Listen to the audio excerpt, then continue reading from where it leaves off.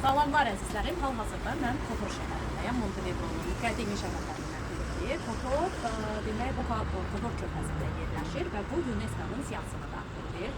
Bundan əlavə, demək, ilk dəfə bu şəhər haqqında məlumatlar 168-ci ildə bizim yanımızdan əvvəl adı xalqdır bu şəhərin. Ona görə bu şəhər çox qədimi tarixə malikdir.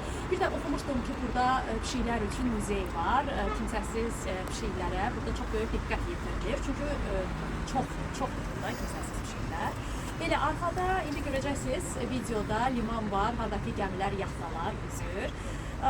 Mən də çalışacağım daha çox məlumat əldə edeyim və nə qədər çox məlumat əldə edəsəm çalışacağım sizdən bölüşüm. Hələlik bu qədər. Sağ olun.